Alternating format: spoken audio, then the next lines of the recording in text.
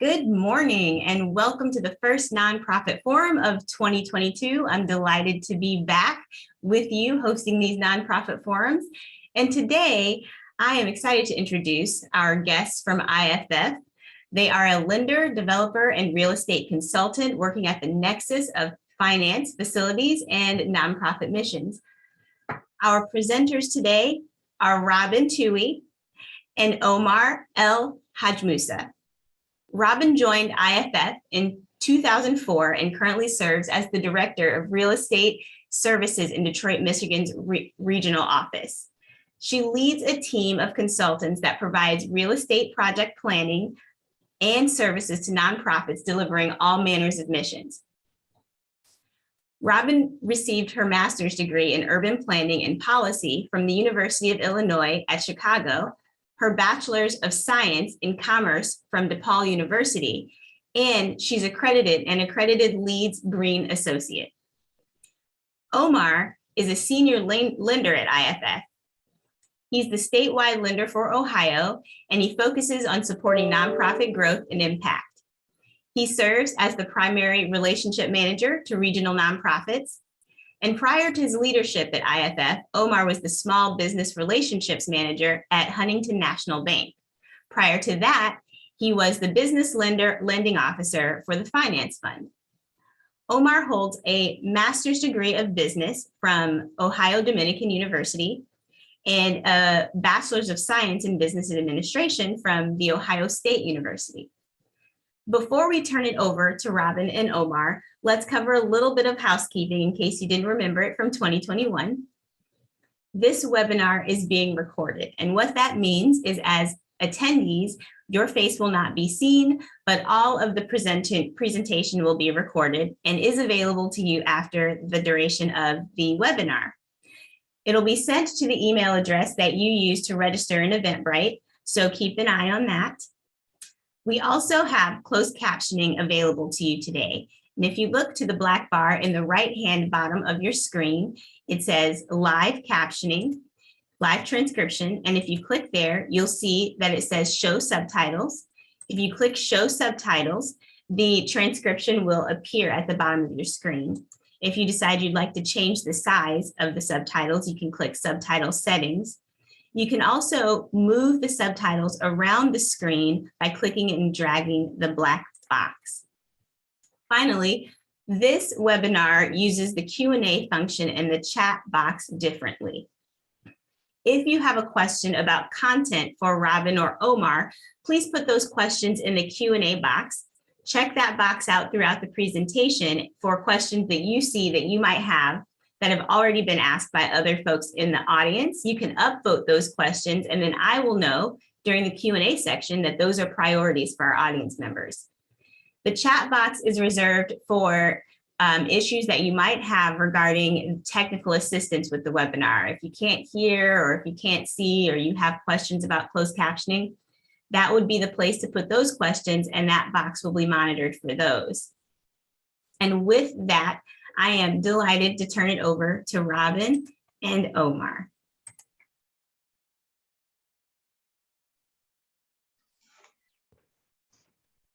Good morning, everyone.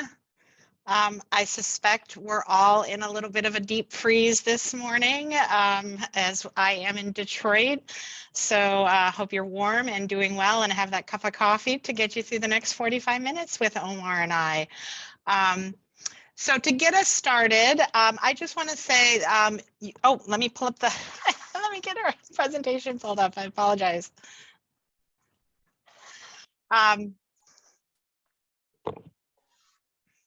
Okay, there we go.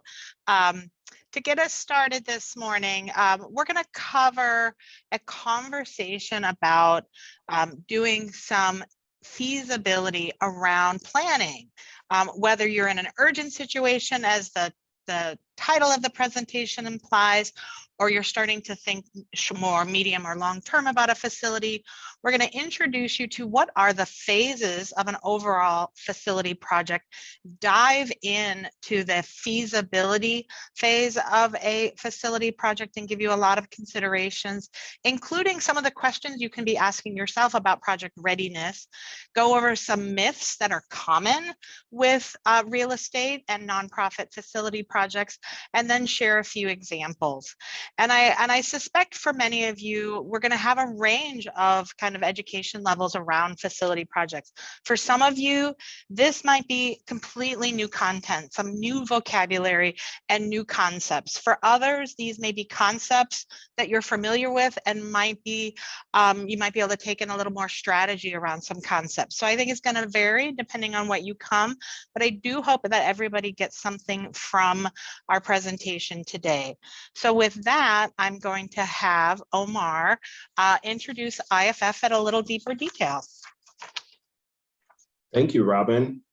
I think I'm going to take a little of a high level kind of introduction into some philosophical ideas, and then I'll go into kind of how that relates to the work that IFF does. And so I'll say that our CEO likes to say that our intention is to move capital to justice, right? And I love how that sounds to me, because it means a lot of things, but it also relates so deeply to the work that you guys do in the nonprofit sector, right? There's so many people in this world that don't get the chance to achieve their highest potential, right? Whether it is the talent of self-expressions or whatever their given talents are, right? But your work is bringing that out of them, right? And it's all throughout, the Maslow's hierarchy, right? And so, in my mind, capital is not immoral; it's amoral. It just flows to the path of least resistance, and within the nonprofit space, it keeps butting up against a lot of social constructs, right? Whether it be racism, sexism, ageism, all those other isms and phobias and whatever we make up as a society as a barrier. And so IFF is humbly trying to do our little part in helping the nonprofit sector deal with some of those societal impacts. And so the first thing we do is through lending. And we do that with very flexible types of terms that meet the needs of nonprofits specifically. And then we're going to talk a lot about the work that we do with real estate consulting. And then we also do development. And then we also do deep place-based research, as well as engage in communities where we are invited. And then overall, we address some of the public policy issues that are deeply related to the nonprofit sector. Is there anything else you would want to add, Robin? I would add only that we're not going to use this phrase a lot, but you may hear this in your circles. IFF is a CDFI, that is a Community Development Financial Institution. There are a range of CDFIs. All of them have community development as their mission. So there are CDFIs that do home mortgaging in disinvested communities. There are CDFIs that do capital raising and kind of venture capital for-profit businesses focused on community development. There are CDFIs that work very much like a typical bank. In Chicago, where I'm from, there is a legacy of a bank called Shore Bank that is unfortunately no longer here, but was very much a full service bank. And then there are CDFIs like IFF that are just a loan fund. They're very focused on lending and bringing capital to the market through lending on real estate projects. So CDFI is a term that you will probably hear in your nonprofit ecosystem. So I just wanted to introduce that term, and thank you, Omar. And as we get started, I also want to say thank you to the Columbus Foundation team. It's been really great working with you, Danielle and Toewe, to get this presentation together and here for everybody today. So you're going to hear mostly from me throughout this. I'm going to bring my colleague Omar back in for a couple of kind of financing specific topics. Mostly you're going to hear from me this morning. So as I mentioned at the agenda, the full spectrum of a facility project, when you have to hit all of the steps, is what you see on screen. You go from kind of project readiness, kind of internally getting your house in order, feasibility analysis, site search to find a site, then that pre-development, due diligence, pre-construction, there's lots of names for it, that kind of get you ready to start design and construction on a project. Then you go through your design and construction phase, which is probably the longest phase, and then you occupy your new building or your new space.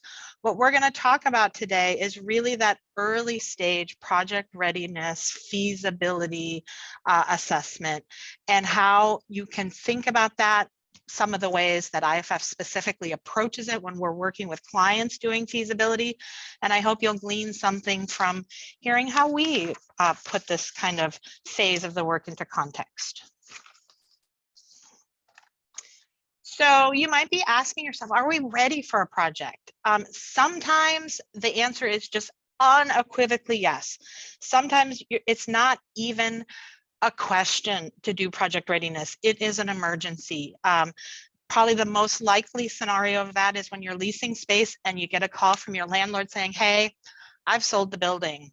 And when your lease is up, you got to go. Like, you don't even get to really do a lot of project readiness. You are just launched into a project. But when you can make time to explore project readiness, we really encourage it. The amount of time you're going to need isn't as prescriptive as it might be in some of the other phases of the work we do as consultants, but it's really, I think, worth your time, and you will get a lot out of it that will help you in making informed decisions all the way through the process. So over the next few slides, we're going to share some considerations around project readiness for you, your senior staff, and your board members. Starting with evaluating your program needs, I'm going to talk, and there's going to be several places where I talk about programs drive space needs as we start connecting program needs to facility needs. So you always start with evaluating your program needs. Where are your programs going in terms of trending? Are your programs growing? Are specific programs growing? Think 3-5 years out. You might even have programs that you might say might decline over time, but other programs are going to grow. Know what they are. Think about kind of where programs are projected to go. This is a tough one. How will the economy, changing demographics, public policy affect demand for your programs? This is the hardest question to answer right now, and I get it. This, ever since we entered COVID and a global pandemic, just that these kinds of questions are often unanswerable. But as much as you know kind of where you think public policy and the larger trends are going to go, what changes would you make to meet anticipated demand in programming? Is it just more space? Is it also more staff? Is it identifying more partners that are external to your building, like school partners or community health partners? Is it something else? And how would those changes in programs align to your short, medium, and long-term goals? And then your program needs start to translate into facility needs. And we're going to come back to this philosophy a little bit later in the presentation as we dig into the kind of tools and testing of feasibility. But I want this premise to just stress that you shouldn't ever guess what your facility needs are. It's really about your program needs, setting the stage and driving ultimately what your facility needs are. There are always going to be instances where there's an opportunity to react to. The building down the street that would be perfect for your programs goes on the market, it's 15,000 square feet. But if you don't know that 15,000 square feet is the right building for you, what if you only need 10,000 square feet? What if you need 20? If you don't know, you can't be opportunistic and you can't be responsive. But mostly we want you to be proactive and be using your understanding of programming needs to drive your facility needs. So we'll talk a little bit later about how you quantify that in terms of space needs a little bit. But for the next couple of slides, I want to talk about some other space considerations that's important with thinking about project readiness. So here's just a few examples as you have conversations about project readiness and considering your space needs in a potential new space or new building. Is there a mismatch when you think about your current space? Parking is a big one, for example. Often there's a greater need for parking than the supply of parking you have. Conversely, it might be you need a space or a facility that's on a really good location to public transportation. We worked with the ARC, which is a national kind of a franchise around nonprofit serving people with disabilities, developmental disabilities, and they were in a facility that just wasn't well located on a public transportation route, and that was figuring big into their planning about a new facility. You may have a situation where your participants are loud. You're running a youth program and they need to be loud. And so co-locating in a building where it's very quiet and the noise is simply going to be a bother may not be right for you, but you should know that.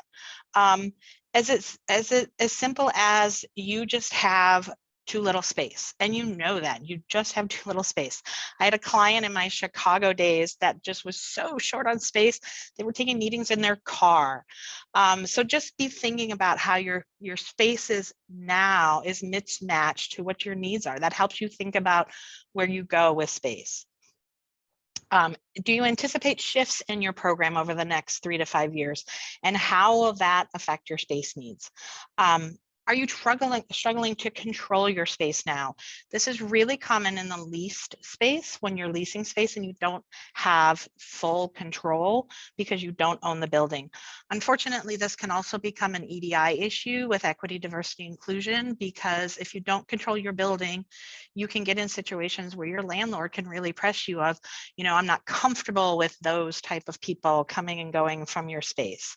And so that might be a drive to push you towards, maybe we're ready to own. We want more control over our building, our brand, the kind of signage we put on our building.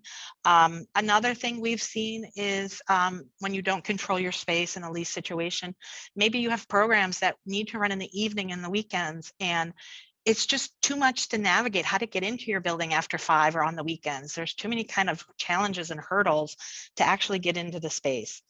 Do you have specialized space needs? We see this a lot in the art space where arts groups need a lot of water. And so as they're thinking about facilities, it's important to think about access to water and how much water service is coming into the building. Are you an ECE provider, childcare provider, and you need pickup drop-off zones? So you're going to need a facility that's got a big exterior space for those pickup and drop-off zones. So these are just, again, high-level examples of considerations around space before you even start to quantify how much space you need. So your board should hopefully play a big role in planning for a facility project. So as you're assessing project readiness, if you're not already a board member in the audience, think about your current board. Does your current board already participate in the long-term strategic planning process for your agency? Are they committed to your short, medium, and long-term goals discussed earlier? Is there consensus with board members to undertake a real estate development project? We definitely have worked with clients where it's divided and board members are either all for it and the executive director isn't, or vice versa. You really want to have agreement. Otherwise, you're going to have tensions throughout. Are your board members willing to provide leadership and support to achieve your facility goals? For example, are they willing to serve on a facilities planning committee over the course of planning? Does the board have experience undertaking a capital campaign, either with your organization, maybe before you were serving in the role you're serving, or maybe board members have experience from other nonprofits, boards they've served on? Are they prepared to commit additional time and resources for training and planning around fund solicitation? And will the board support taking debt to finance the project? And with that last comment around debt, I'm going to turn it back over to Omar to talk a little bit about assessing revenue streams and financial considerations at a high level in this project readiness phase. Thank you. So hard to follow Robin because she is just a joy to listen to and a great partner. But from a revenue stream standpoint, we talk about just kind of looking at this and understanding the prudent use of capital, right? And there's many different types of capital, and there's risks associated with all of them. So the stability and security of the program, like revenue, should dictate how to pull those levers and where, when and where to pull those levers. So some things to consider are, will your government contracts reimburse you for mortgage and principal payments and interest and payments? Are you considering depreciation expense when you're doing your calculations? Does your organization have secure revenues that would allow you to cover long-term debt payments? Are you running large deficits or surpluses at the end of the year? Are you dipping into reserves to cover regular expenses on a regular basis? So those are some things to think about from a standpoint of, are you, do you have, a line of credit to handle some of those unexpected expenses? So these are the things that you have to think about when you're considering a long-term real estate play. Thanks, Omar. And it doesn't always mean that if you're not hitting where you want to be, it doesn't always mean you can't take on a project. And I say that in context of almost every example I give today. If you're not resonating with the example, doesn't mean you're not ready to take on a project. It just means you should know that. You should plan for that. You should plan mitigations around a risk, etc. So it doesn't always mean you're not ready just because you're not running surpluses now. But you should know that, and you should be kind of planning and kind of, what does that mean? If we're not running surpluses now and we're going to take on more facility occupancy expense, where is that revenue going to come from, etc. So those are just a sampling of the kind of project readiness conversations you can be having with your senior staff, with your board, potential funding partners, etc. But as you kind of really prepare, and your answer is yes, we're ready to start planning a project, then you really move into more of the feasibility analysis, which I'll talk about next. As you think about the phases, as I laid out on that earlier slide, the phases of a project, this is kind of an overarching, and it's pretty broad, kind of the timelines you might expect. And these, there's just no way to pin them down. It's very situational. They can be greatly compressed when need be, or depending on the size of the scale of the project, they can be even much longer than that. It's really hard to know. But one of the things, even though we're not going to spend any time on site search and the pre-development and the design and construction, one of the things that I just wanted to offer that's important to IFF is, as you move from feasibility into the next phase of work, and then from that phase into a project, there are so many points along that spectrum to be thinking about equity, diversity, and inclusion in terms of how do you live those values, how do you incorporate those values, everything from thinking about where you put a future building, like where you move to, you know, are you willing to go into neighborhoods that haven't been invested if you're not there already? Thinking about the range of possibilities that you can include minority participation on your project. Most people familiar with a real estate project just think about what's called minority participation with the subcontractors. That's an often kind of a federal requirement attached to public money, but there are so many more ways to engage the minority participation within the real estate community when you're planning a project. So as you're thinking about your project, make sure you're talking to the partners and professionals you're working with to engage your EDI values wherever they might be in your process. So now I'm going to transition to more around assessing feasibility. This is more than project readiness. This is kind of, we've decided to go forward with a project, but we want to kick the tires. We want to understand more about what works. And so I define feasibility as the intersection of how much space do we need and what can we afford. It's rarely equal. It's rarely a situation where we need this much square feet and then we can actually afford that much square feet. Again, doesn't mean you can't do the project. It just means you're planning for it. And so you're planning to raise maybe a little bit more money than you planned, or you're planning to take on a little more debt than you planned, or you're going to look for other sources of operations revenue. But that kind of intersection happens in context of so many other factors. And again, those factors are situational. It might be a project timeline. It might be you have a compressed project timeline that you have to get done faster. That changes what options you have. It might be the sources of funds you're working with. I was just working with a nonprofit client this week. They don't have capacity to take on debt, so it's not an option. So they will have to raise the money for their building. The ability to ramp up, like if you know it's going to take you a while to ramp up into a facility that you choose, where will your operations money to cover that ramp up time? A classic example of that is a charter school. They have to open in a facility that will serve all the grades they serve, but they tend to open with just kindergarten and first grade and add a grade a year. So they have to be prepared to still cover the costs of the principal and the light bill and all those other things, even though they're only serving 2 classrooms in those first couple of years.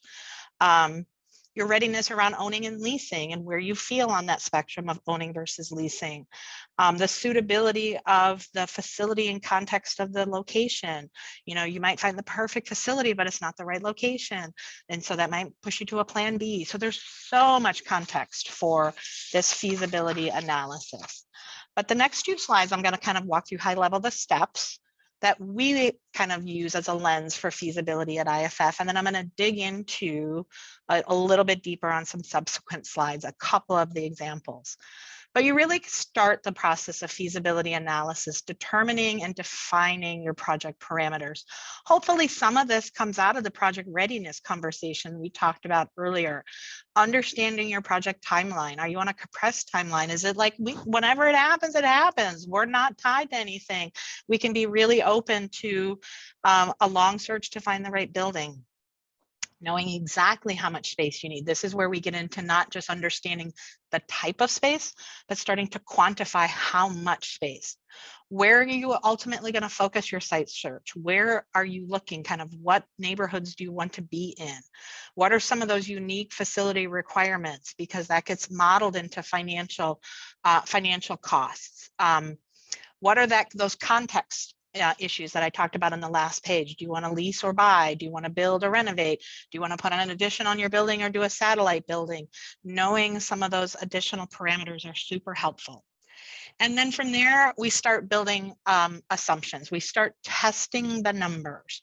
And we do that through testing projected revenues and expenses to see if you can carry the costs of added costs for facility, because it's usually about going bigger. Sometimes it's about staying the same and just moving from lease to own, but oftentimes it's about more square footage for growth, and that means more facility costs. So it's testing your ability to carry those additional expenses.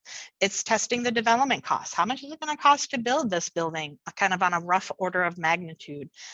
Do you have capacity? Whether or not you're open to debt, you should know even if you can carry debt. Do you have the capacity with your current financials to take on debt? And then you start to think about potential funding sources. Things that we always put out are public funding, CDBG, Community Development Block Grant dollars that tend to flow federally down through the states into neighborhoods. There's a lot of federal money starting to move, and more hopefully to come. A big one that's starting to move is ARPA, the American Rescue Plan Act. 10 years ago, it was TARP and stimulus packages from the last recession. So knowing kind of where public funding is available. What are some other more sophisticated financing tools? New market tax credits, opportunity zones, again, debt capacity. If you're open to debt, do you have the capacity? How much of a loan do you have capacity to take on? And what are some of your fundraising partners, your early conversations you can be having around fundraising? You don't always have to know exactly what is going to be available to you, but it's a good time to start maybe testing the waters.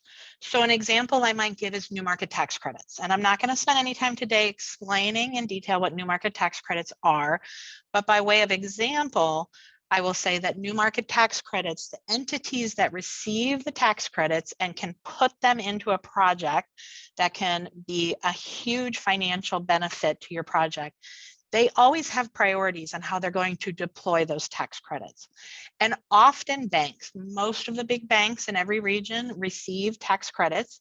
So if you've got a strong banking partner, ask them, are you a recipient of new market tax credits? If yes, what are your priorities for putting them into a project in the next round? And they might say, our priority is adult learners and job creation, or our priorities are youth and early childhood education. It can be a range. It can be, we're really focusing on some key poverty areas in the suburbs instead of downtown in a major city. So be asking your partners now that may have the ability to put new market tax credits into your future project, what are their priorities with the next round of new markets allocations? And if their priorities don't align with yours, well, then you know now they're not a potential good partner with new markets. So that's just one example. So you don't have to go real deep, but it's good to start kind of kicking the tires. And then the last step coming out of our feasibility analysis at IFF is you start to then define which facility option is right for us, because we're going to model several. We encourage you, whether you're working with a group like IFF, on your own with another partner, don't just look at one option, look at several. And I'll talk about that a little bit later too. You might hire a capital campaign consultant.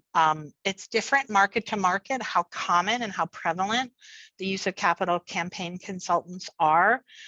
We see them a lot in Cleveland, not so much in Detroit. You might start your site search. You might be like ready to go from feasibility right into site search. You might not be. I'll never forget when I worked in Chicago in my early days when I was a project manager, I did a feasibility analysis for a Latino group in Chicago and frankly forgot about them. And it was literally like 3 or 4 years later, they called us up and said, we're ready to do a building project. And they came into our office with a printed out copy of the feasibility analysis report we delivered, and it was all dog-eared, it was full of notes, like they were using it, they were using the guidance to kind of prepare, and then they were ready. So again, that timing is completely situational if you're ready to go from feasibility into site search or whether you need to do more planning. So as I said, I want to dig into some of the things I talked about in that quick run through of feasibility in a little deeper detail. One of them is project timelines, of knowing what kind of project timeline you're working with. A big one that I always want to red flag is if you're under a current lease, know what lease terms you have. If you're under a lease now, when does it expire? Can you renew? You may not want to. You may be like, we're buying, doesn't matter. But the timing of the real estate market is finicky. You might not be able to line up a project with exactly when your lease ends. So knowing you have the option for 1 more year is helpful. You may just need a provision that that allows you to stay occupied in the facility for a very short period of time, like 90 days or 120 days. That's a different provision in a lease. That's not about paying a whole month's rent. It's about paying a fee to just occupy the facility for a short amount of time.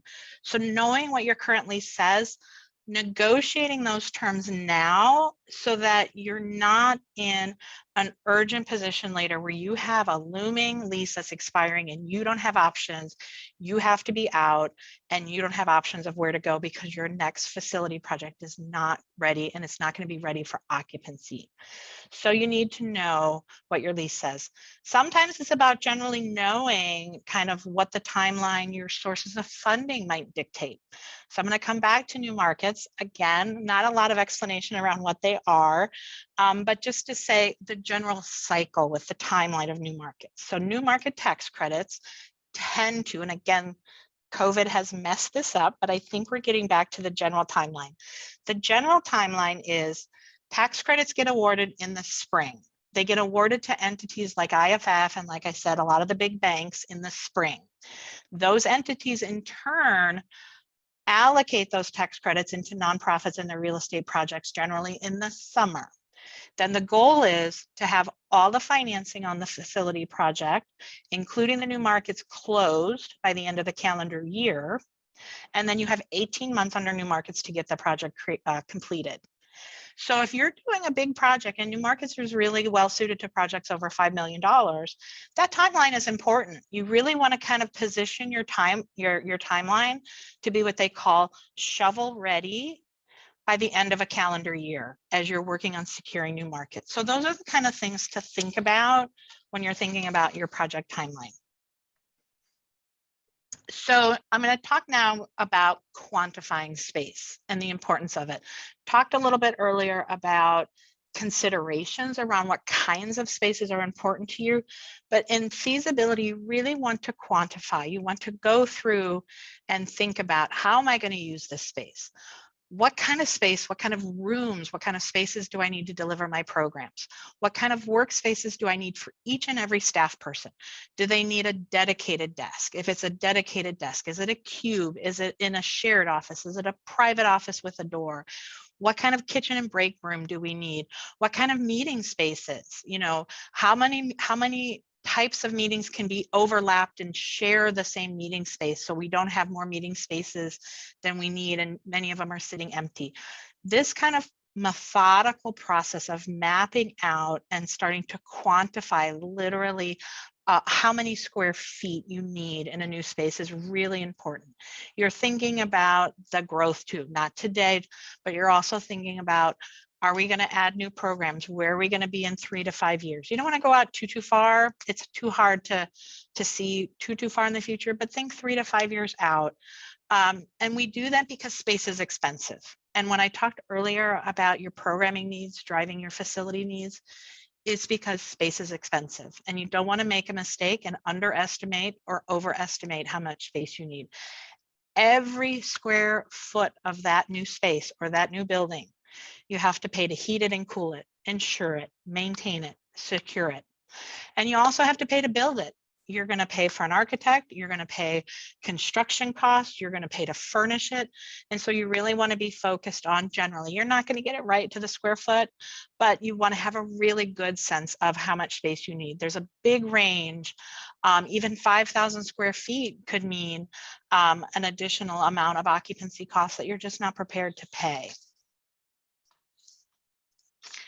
Thinking about what we call your target markets is really important. If you have a broker relationship or can connect to a broker relationship, they might be a good source of help here. What we do at IFF, we have access to a commercial broker database, frankly. And the reason it's helpful in financial modeling is a couple of reasons. One, in terms of operating costs, whether you're thinking about leasing yourself or you're thinking about a space where you're going to co-locate and sublease part of your property to another tenant, it's helpful to know what are the going market rates in your community. Sometimes market rate is not what you're going for. Like if you're subleasing space, you may already know we're going to charge below market rates. We're not going to charge the going rate to our partner. We're going to charge below market rates. But it may be important to know what the going rates are for leases in your target market area. From a development side, you want to know based on the target market you're focusing on. And target market, by the way, can be defined by anything from maybe your current space. You're building a satellite and you want to be within 5 miles of your current space. So you want to look at what kind of properties are selling in a 5-mile radius. What are they selling for? It might be a zip code. Head Start agencies are focused on zip codes. That's how their funding works. So it might be focused on a zip code. It might be a north, south, east, west boundary. And looking at all of the properties that have sold in that specific definition of target market, and on average, what's the selling price, helps you calculate development costs. I was doing this with a client just recently, and a building that they had their heart set on that they didn't get was listed for about $70 a square foot. And then after they didn't get it, and we actually went in and pulled market data on what the average market going rate was for buildings that had sold, it was closer to $45 a square foot. Well, when you're exponentially pushing that out to 10,000, 20,000 square feet, that's a lot of acquisition costs to factor into your development budget. So a broker can generally help you with that kind of data if you're not already working with some sort of real estate consulting partner. This is one of the areas I can't stress enough, is when you're doing feasibility, don't just set your sights on one option. You may know in the heart of hearts, this is what you're going to do, but I still encourage you to test multiple options. And here's why. You're going to live with this choice for a really long time in most cases. And so because of that, we've already recognized space is a big investment. There are a lot of pros and cons to each decision you might make. Lease versus owned, going bigger than you might think you need because you're really confident you're going to hedge on more growth than you might anticipate. Whatever it is, by looking at multiple options, it really allows you to look at the pros and cons of each option and the pros and cons across options.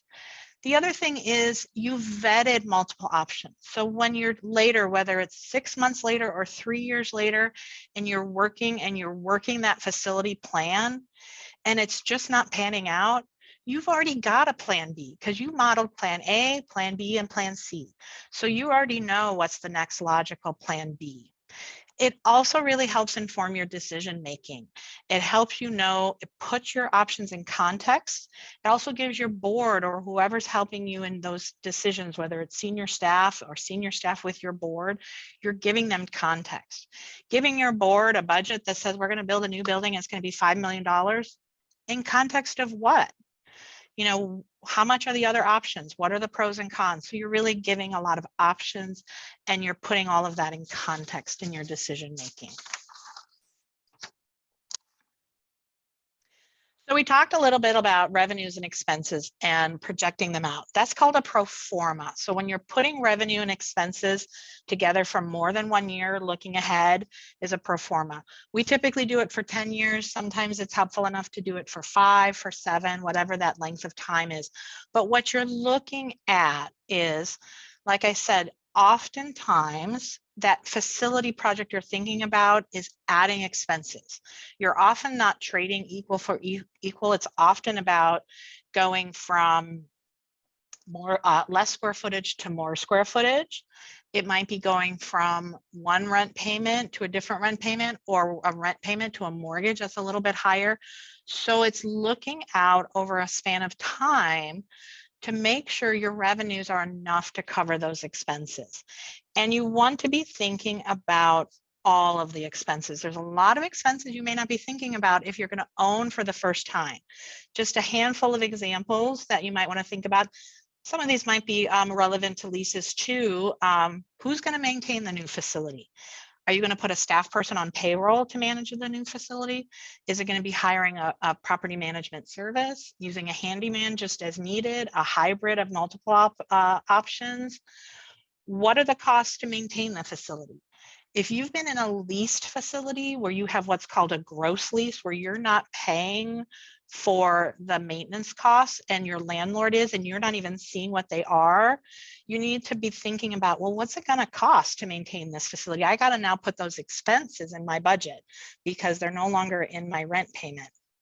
What's your approach to security in the new building? Is it simply going to be cameras and a data feed?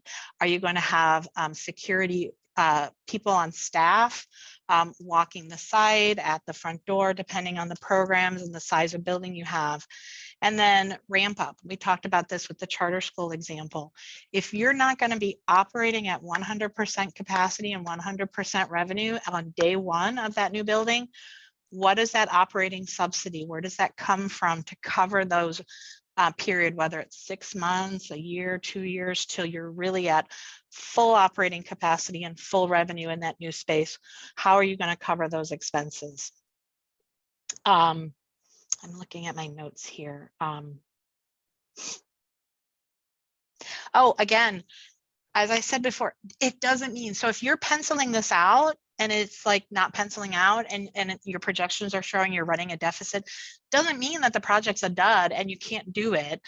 It means you've got data. You've now got data to work with to say, okay, what are our options? Where can new sources of revenues come from than potentially just more revenue for the new programming?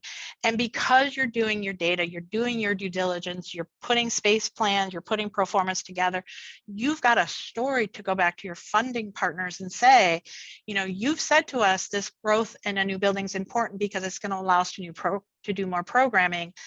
But it's also going to be hard for us to cover the cost of a new building. Help us think about, you know, are there additional operating grants we can tap into with you?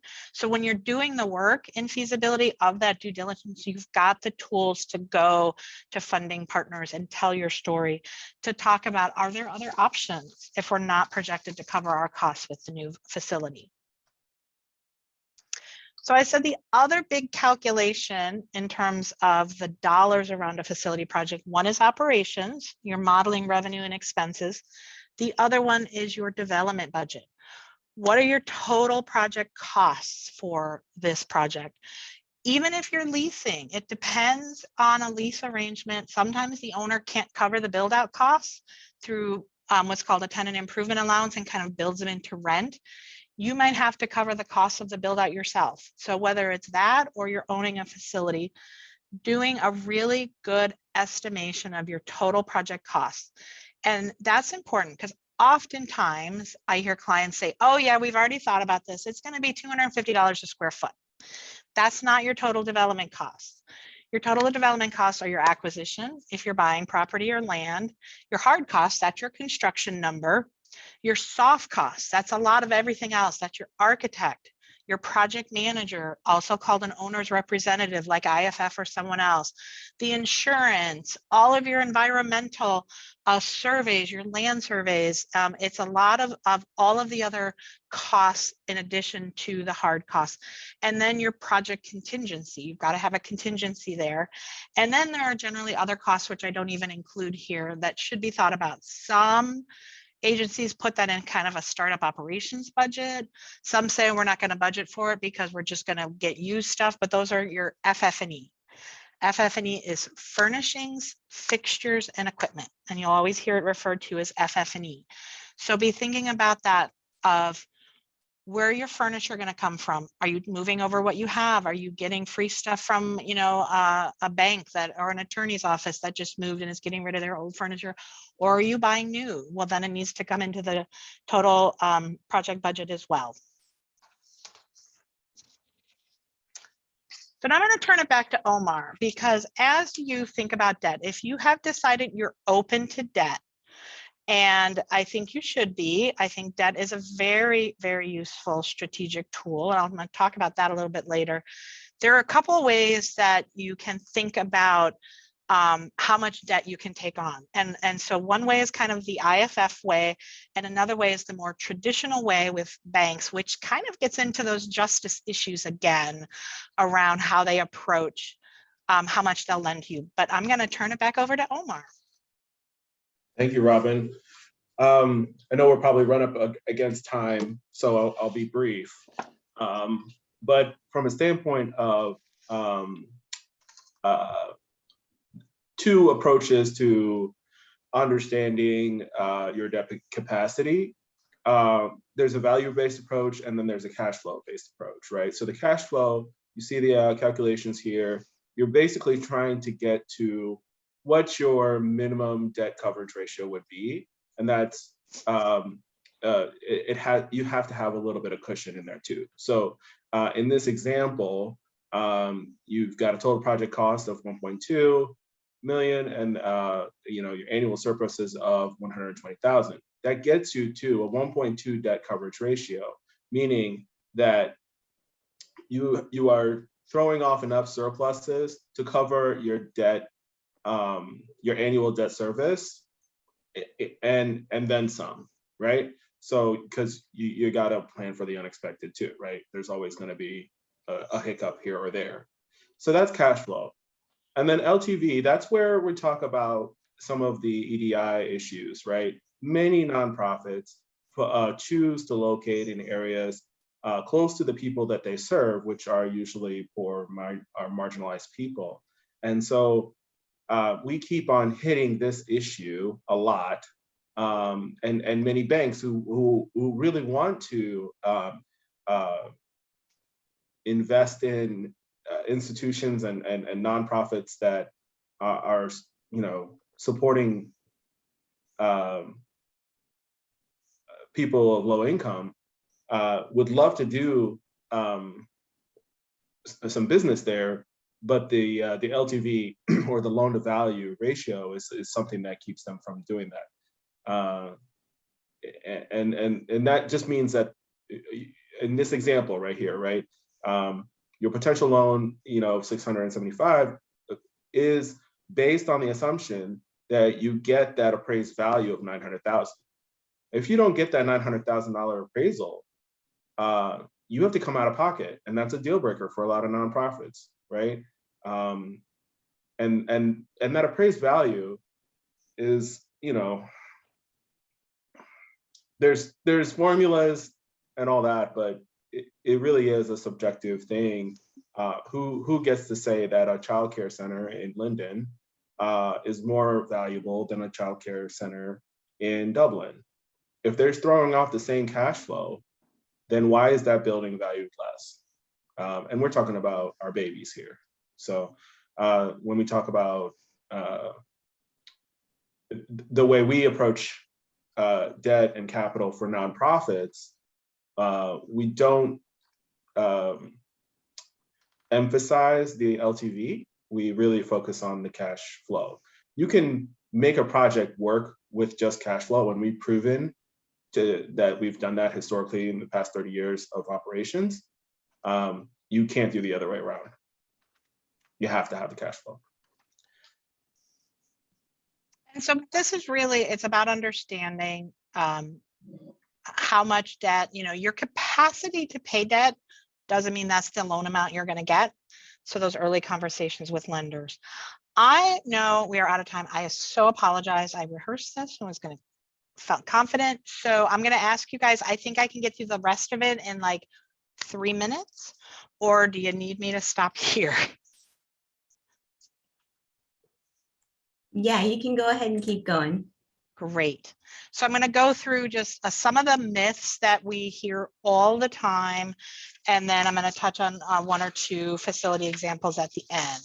So some of the facility planning myths are, if you build it, they will come. No, you don't see that any other business doing that. You don't see JCPenney building extra space and if this is going to be so attractive, they're going to want to put somebody's going to want to sublease this. You don't see an attorney doing that. You don't see any other business doing that. You build to what you need, and that is it. It is a misnomer. I see nonprofits all the time that say, we're going to put an event space in, just extra space because the community needs a place to have baby showers and graduation parties. No, you have a business model, you work to your business model. The other myth is my board member knows somebody in the real estate industry who's going to provide architecture or contractor services for free. That is possible, but I guarantee you one or two or both things will happen. You will get a junior person, not a senior expert person leading the project, and you will be or you will not be a priority when there's urgencies. When they're providing free or reduced rate services, you do not get to be the priority when there's a problem or there's an urgency that needs to be addressed. So it's not to say you can't use pro bono or free or reduced rate services. You just need to know what comes with that. Nonprofits should not take on debt. Again, it's a strategic tool. Nobody at IFF is ever going to say you should take on debt for everything. Sometimes it's a timing issue. You've got an opportunity for a great grant to expand programming. And if you pass up that opportunity to go out and spend a year fundraising, by the time you come back from fundraising, that grant for programming, it may not be there. And if you have the capacity to service the debt, it may make sense to take on the debt now so you can take advantage of that fundraising. So that's just one example where debt can be a strategic tool. Buy the building first and then figure out the loan to renovate. No, it is very risky, and there is so many pitfalls of not knowing where all your funding is going to come from. Most banks won't make you, it's not like a house.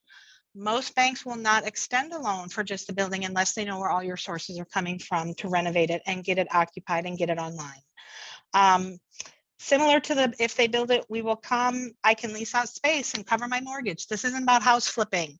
It doesn't work that way. It's very hard. You're a mission-oriented organization. You need to work your business plan and not try to make money off your facility by leasing it out.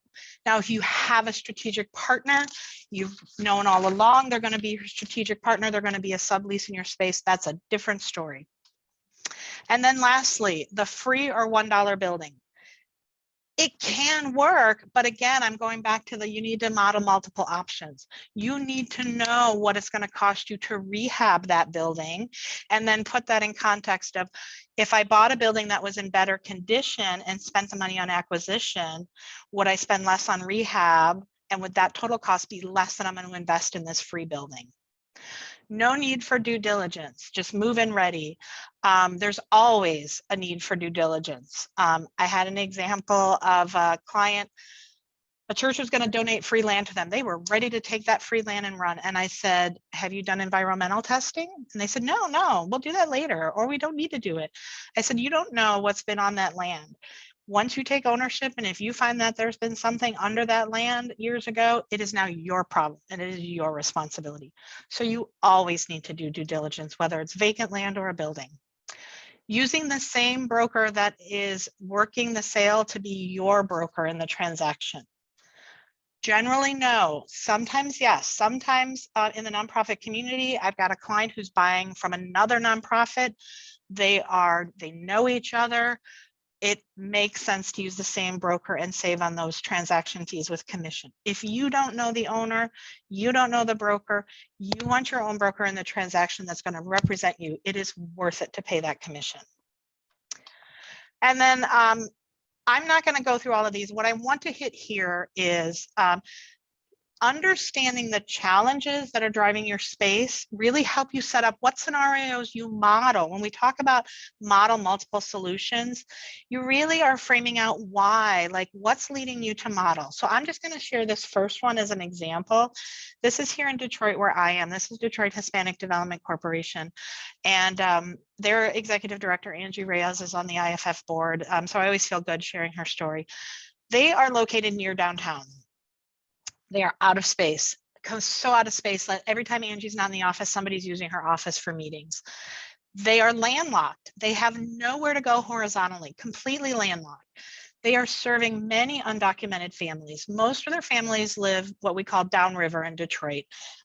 And frankly, those families are afraid to come downtown. They are afraid to transport themselves downtown. There's a lot of fear these days. And so the agency pays to bus families from their home to their program site. They also know there's a huge need for more early childhood education. There is a huge lack of supply. So all of these challenges helped frame the three scenarios that IFF modeled when we did feasibility analysis. So these are the three options that we modeled when we talked about plan A, plan B, and plan C. We modeled one, expand vertically, put it a second floor above. And as part of adding more square footage, it would be more space than they would really need. And so it would give them an opportunity to maybe add some ECE services. If they put a whole second floor on that's more space than they need, could they carve out a piece of the first floor and lease some of that space to a childcare provider to provide childcare? Lots of challenges with that. You're not going to get more parking. You're going to have a lot of business disruption while you add a second story. We modeled starting a second location that's closer to where their families live and move some of that programming over, but keep the downtown location for their administrative offices and their youth robotics program, because their office is a warehouse, which is perfect for a robotics program. And then the third scenario was similar to the second of do a second facility that's a satellite facility closer to where their families are, but also do that one with additional square footage to consider leasing out space to a provider as part of that. So this is an example of how you take that project readiness discussion, the feasibility kind of prep leading into the feasibility work, and frame how your space needs can translate into the multiple scenarios that you model during feasibility. And there's two more examples here, but I am going to leave it with that. And I do apologize we went over, and I do hope you found this valuable. And I'm looking forward to Q&A. Thank you so much. That was definitely a content-rich presentation, and I saw the conversations happening in the chat box. Folks are really engaged.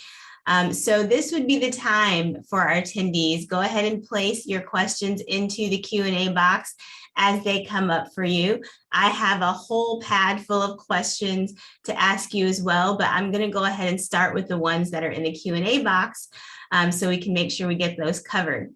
If we happen to fill up the Q&A box and we are not able to get to all the questions that were asked today, we will follow up with the presenters to make sure we can get those questions asked and send that out to you after the forum today. But let's start with what we have in the Q&A box. The first question says, since IFF is a CDFI, does IFF have access to new market tax credits that a nonprofit could access to help finance its development projects? Why, yes, we are. We are what's called a CDE, a community development entity. As such, we are allowed to apply for and receive awards of tax credits. So I think we're back into the timeline I talked about. We just last week submitted our new market tax credit application. We hope to hear in the spring. That would mean allocation. If we are awarded, we'll go into projects in the summer with the goal of closing those transactions at the end of the calendar year. This year, what I talked about, every CDE has priorities when they apply to the federal government for tax credit. This year, our priority is serving BIPOC organizations. So the organization's leadership, including a 51% majority of the board and the programs, need to be focused on BIPOC leadership and BIPOC constituency of where the programs are going. That's our priorities for our round of new markets if we get them. All right, wonderful. Thank you for that. And thank you for the emphasis on the priorities. I thought that was a really key piece that you mentioned during the presentation, that you do need to ask what those priorities are when talking to the lender. The next question is, actually the question is very specific, but I want to take a few steps back from it and talk about capital campaign consultants. Is there a difference between a lender or what IFF does and a capital campaign consultant and that whole fundraising for campaign piece? And what does that look like? The actual question asks, how do these types of consultants like to be paid? Is it a percentage of what is raised? If you could just kind of cover as much of that as you can. So I don't know how they like to be paid. Omar might be able to answer that, but they are totally different than a lender. These are folks that are really adept at talking to your constituents around giving and getting an understanding based on some early interviews of what is a good barometer of a target to fundraise. And the only reason I'm we don't really interact with them much. They're kind of on a different path of what we're doing. But personally, I have worked with capital campaign consultants in past memberships at churches. And what they do is they'll target like 3% of the congregation and try to get a really diverse mix of the congregation, have individual interviews of what's your individual level of giving anticipated, and use that to calculate a barometer of what the overall given, what's a good expectation of overall giving for your capital campaign. So they do a lot of work to help you kind of tee up and then actually execute on that campaign. Omar, I don't know if you can get any insight into how they get paid. I know for sure it's not a percentage, because that would fall into some ethical guidelines. And they actually have a code of conduct that most of them abide by. And I think you should probably ask if they do have, could they share with you their code of conduct? So that's one thing. I know that it's not a percentage. But other than that, I'm not quite sure. I think it's probably a range of different options that they provide for you. And then the other thing is that you're totally right, Robin. They're on a different track. Although we do interact with them, and the work that the due diligence that it can be done beforehand could really benefit them, because then they know that they have a better idea of what the costs are going to look like, right? And what your total project will look like. Otherwise, then you're kind of shooting in the dark and hoping for the best. And I do know we had a project in Cincinnati where at the end of our engagement, when we delivered a final presentation, our client said, we took your presentation and our capital campaign consultant used your presentation as a way to frame discussion of the project when they went out and tested the waters. So that's a way kind of our work and a capital campaign consultants can go hand in hand. I really appreciate that designation, how we talk about those two as separate entities, and that you really want to do the due diligence, the the feasibility analysis, and the real work around the pre-work before you get to the fundraising piece. And sometimes we see that those two are flipped around, or that, that due diligence piece is skipped entirely, which makes the fundraising portion very difficult. Just to say, we are probably not going to get to all of the questions during the recording, so we will make sure that we follow up with folks afterwards to get the answers and send those to you after the fact. But we do have time for a couple of more. It looks like we have one question around lending to churches. Does IFF do any lending to churches? And in a larger question for that, lending to institutions that are religious institutions, are there concerns with that around lending in general? How does that work? I'll take that. We don't have, we're agnostic on who we lend to. The one thing that we don't do is we don't lend on tithing, right? So the form of repayment needs to be something of like a program, right? So if they have a school, or if they have a childcare center or something like that, we definitely can lend on those kind of initiatives, but not on kind of the actual house of worship and the form of repayment being tithing. So that was helpful. So essentially, the gifts from parishioners are not counted as a viable source of revenue to consider when you're looking at lending. Correct. Okay. When IFF is looking at lending, and part of that is we have covenants as part of our sources of capital that we have to lend to projects that are operating programs in the community. Okay. All right.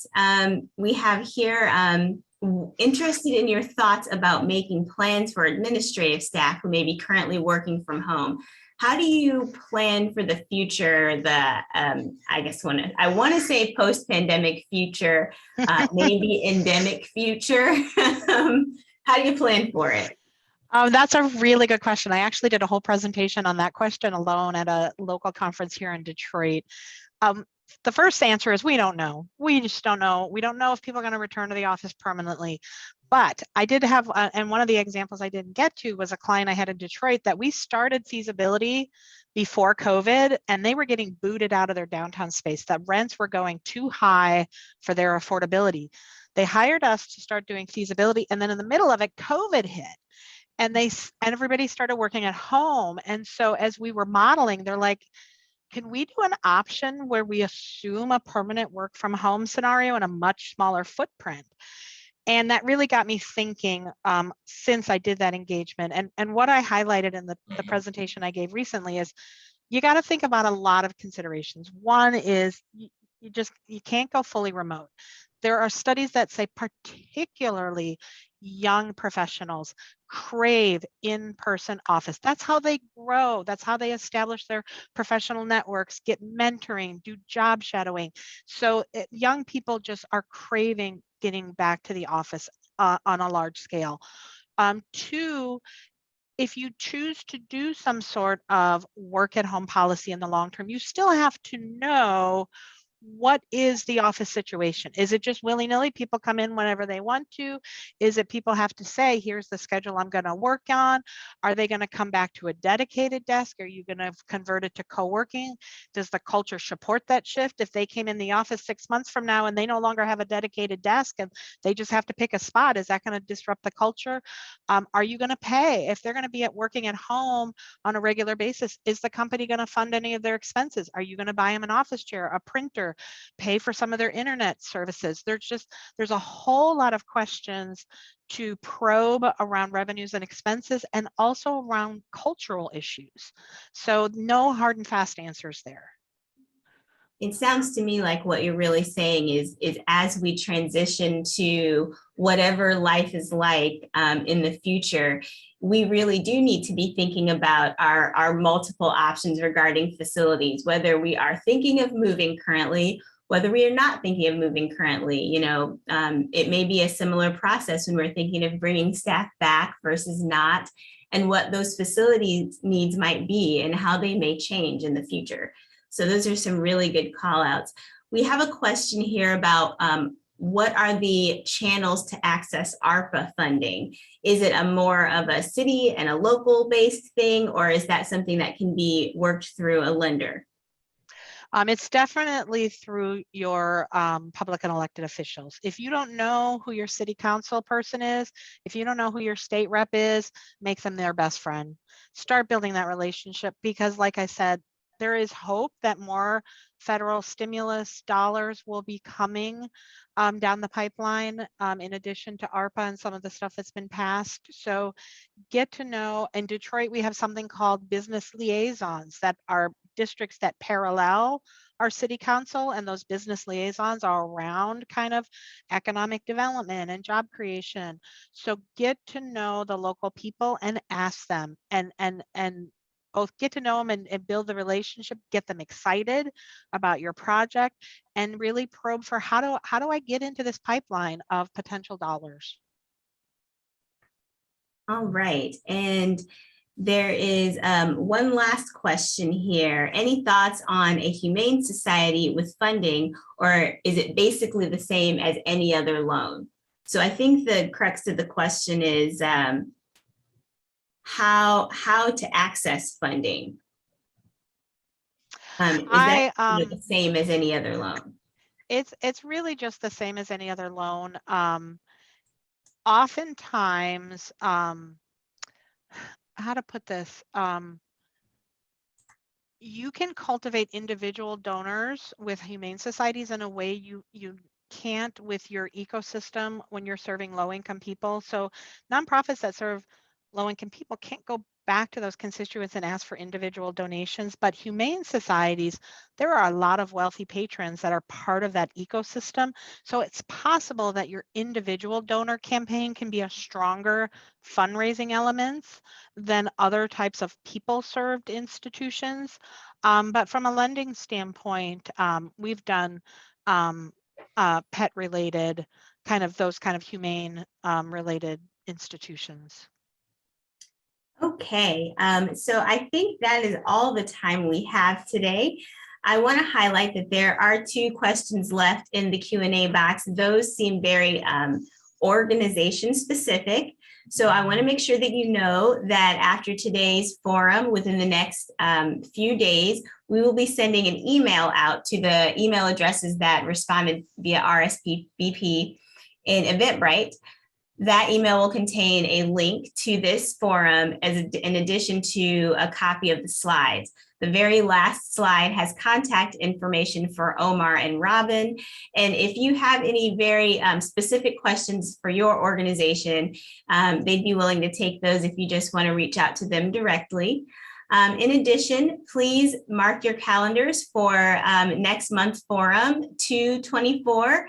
We'll be talking about the future of fundraising events. What do fundraising events look like, I guess, post-pandemic or in our endemic future? So if you're interested in that, please keep an eye on your inbox. And March starts our finance series. So it's nonprofit finance basics. So keep looking out for those. In addition, please also fill out the survey that you'll get in that email, letting us know how we're doing here, how our presenters did, and what other types of content you would like via the nonprofit forums. Thank you so much for attending today, and we'll see you next time.